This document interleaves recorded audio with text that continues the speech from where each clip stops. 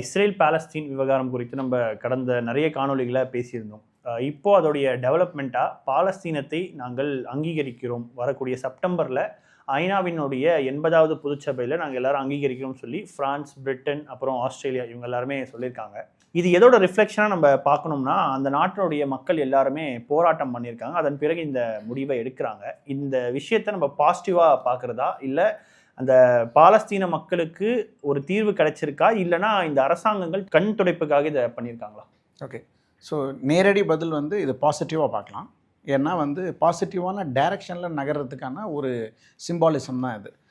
1988 நவம்பரில் சுமார் 80 நாடுகள் அங்கீகரித்தாங்க பாலஸ்தீனத்தை ஒரு சோவரின் ஸ்டேட் அப்படிங்கிற ஒரு அங்கீகாரத்தை கொடுத்தாங்க. அண்டு ஐநா சபையில் உறுப்பு நாடுகளாக இருக்கிற சுமார் ஒரு 180 நாடுகளில் வெறும் 80 நாடுகள் தான் அங்கீகாரம் கொடுத்துருக்காங்க. அப்படிங்கிறதுனால பாதி பேர் அது ஒரு நாடாகவே கருதாமல் தான் அந்த நாடு இயங்கிட்டு இருந்தது.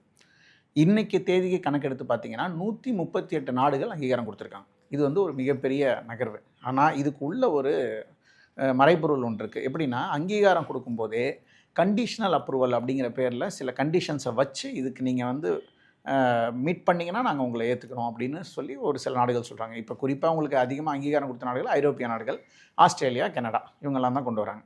இப்போ ஒரு நாடு உருவாகும் போது இவங்க கண்டிஷனல் அப்ரூவல் கொடுக்கும்போது அவங்களோட பெனிஃபிட்டையும் அவங்களுக்கு என்ன லாபம் கிடைக்கும், ஒரு நாடு புதுசாக உருவாகுது, முதலீடுகளை உள்ள எடுத்துகிட்டு போகலாமா, அந்த மக்களை நம்ம ஒரு கன்சியூமராக பார்க்கலாமா அப்படிங்கிற ஒரு பார்வையும் இருக்கும். ஒரு மார்க்கெட்டாக ஒரு சந்தை தான். நம்மளை எப்படி சந்தையாக வளர்ந்த நாடுகள் பார்க்குறாங்களோ இந்தியாவை, அதே மாதிரி தான் பாலஸ்தீனத்தையும் இன்றைக்கி நம்மளை ஒரு 50 வருஷத்துக்கு முன்னாடி என்ன பார்வையில் வச்சுருந்தாங்களோ அதே பார்வையில் தான் இன்றைக்கி பாலஸ்தீனத்தையும் வச்சுருக்காங்க.